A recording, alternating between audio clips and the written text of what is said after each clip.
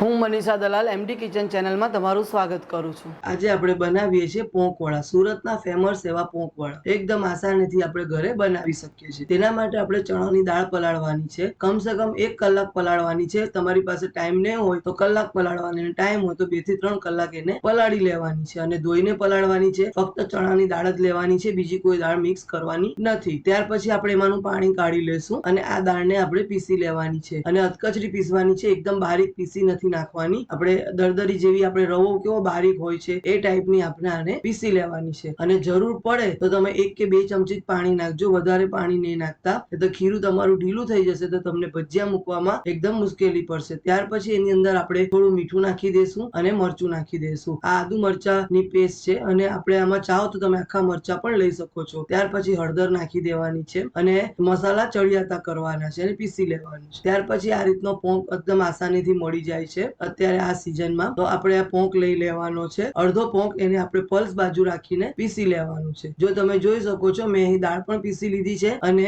પોંક પણ પીસી લીધો છે। આની અંદર જે પણ મસાલા કરી આપણે ચડિયાતા કરવાના, કારણ કે જ્યારે આપણે આને તળીશું તો એ ફિક્કા નહીં લાગે એ પણ ધ્યાન રાખવાનું છે, કારણ કે આ વર્ષમાં એક જ વાર ખવાતો પોંક વડા હોય છે, એ ઘડી ઘડી નથી બનતા। જ્યારે આ ડિસેમ્બર જાન્યુઆરીમાં ખવાતા પોંક વડા સુરતમાં ઘરે ઘરે બનતા પોંક વડા છે અને એના માટે આપણે ત્યાર પછી જે આપણે જે થોડોક પોંક બચાવી રાખ્યો તો તે આપણે નાખી દેવાનો છે। બધો પોંક વાટી નથી નાખવાનો, એની અંદર પોંકનો ચંક્સ આવે એ રીતે આપણે રાખવાનું છે। ત્યાર પછી લીલું લસણ નાખવાનું છે અને લીલું નહીં હોય તો સૂકું પણ તમે નાખી શકો છો અને પછી કોથમીર નાખી દેવાની છે। ત્યાર પછી કાંદા નાખવાના છે, કાંદા તદ્દન ઓપ્શનલ છે, તમને ભાવે તો તમે નાખી શકો, નહીં તો નહીં। ત્યાર પછી વરિયાળી નાખવાની છે, થોડી હિંગ નાખવાની છે, કારણ કે પોંક પચવામાં ભારી હોય છે એટલા માટે હિંગ નાખવી જરૂરી છે। ત્યાર પછી લાલ મરચું, અને આ તીખું વાળું લાલ મરચું છે, ગરમ મસાલો, પછી આપણે જીરું નાખીશું અને જીરું શેકવાનું નથી, એમ જ નાખી દેવાનું છે। અને તમને નહીં ભાવતું હોય તો તમે એને નહીં નાખો તો પણ ચાલશે। ના સ્ટેજ પર મરીનો પાવડર નાખવો હોય તો પણ તમે નાખી શકો છો, એ તદ્દન ઓપ્શનલ છે। ત્યાર પછી આપણે આને હલાવી લેવાનું છે અને આને હવે આપણે હલાવી અને એને કોઈ રેસ્ટ આપવાની જરૂર નથી, તરત જ ભજીયા મૂકવા માંડવાના છે, કારણ કે આની અંદર જે આપણે કાંદો નાખ્યો છે તેમાંથી પણ પાણી છૂટશે અને મીઠું નાખ્યું છે એટલે પાણી છૂટશે। આ સ્ટેજ પર આપણે મસાલા ચાખી લેવાના, વધતું ઘટતું મરચું છે, મીઠું છે, એવું આપણે આમાં નાખી શકીએ છીએ। જો તમે જોઈ શકો છો મારું ખીરું તૈયાર છે। હવે આપણે ભજીયા ઉતારી લઈશું। આ રીતે નાના નાના ભજીયા મૂકવાના છે, આમાં કોઈ પણ સોડા નાખવાની જરૂર નથી, કારણ કે આ પોંક થી ભજીયા એકદમ નરમ જ બને છે, આ ઉપરથી એકદમ ક્રિસ્પી થશે અને અંદરથી સોફ્ટ થશે। જ્યારે તમે ખીરું વાટો અને કોઈ કારણસર જો ઢીલું થઈ જાય તો પણ ગભરાવાની જરૂર નથી। એ સ્ટેજ પર તમે 1 ચમચી રવો અને 1 ચમચી બેસન, અને બારીક વાળો રવો નાખવાનો છે, સૂજી આવે છે તે નથી નાખવાની, અને એમ કરીને એને બેલેન્સ કરીને ભજીયા મુકાય એ રીતનું ખીરું તમારે બનાવી લેવાનું છે। અને ત્યાર પછી મસાલા પણ ચાખી લેવાના છે। જો તમે જોઈ શકો છો મેં એક પછી એક બધા ભજીયા મૂકી દીધા છે, જ્યાં સુધી ઉપરનો ફેસ બંધ નહીં થાય, તેલમાં જે ફેસ આવે છે તે, ત્યાં સુધી ભજીયાને પલટાવવાનું નહીં, ઘડી ઘડી પલટાવવાનું નહીં, એને અંદર સેટ થવા દેવાનું। અને આ ભજીયા જ્યારે આપણે તળીએ ત્યારે મીડિયમ ગેસ રાખવાનો છે, એકદમ ફાસ્ટ ગેસ નથી રાખવાનો, નહીં તો અંદરથી તમારા ભજીયા કાચા રહી જશે। જો તમે જોઈ શકો છો હવે મારો ઉપર ફેસ ઓછો થઈ ગયો છે એટલે હું એને પલટાવું છું। બસ આ રીતે આપણે દરેક ભજીયા મૂકી દેવાના છે અને ભજીયા બધા તળી લેવાના છે। અને તમારે સોસ સાથે, તમે આને છાશ સાથે એવી રીતે ખાઈ શકો છો। અહીં સુરતમાં જ્યારે પોંક વડા મળતા હોય છે જ્યાં દુકાનોમાં, ત્યાં એની સાથે છાશ આપવામાં આવે છે। જે રીતે તમારે મનપસંદ હોય એ પ્રમાણે તમે આને ખાઈ શકો છો અને એમને પણ તમે આને એન્જોય કરી શકો છો। આ એટલા ટેસ્ટી બને છે કે આપણને એમ જ ભાવે જ છે। એટલે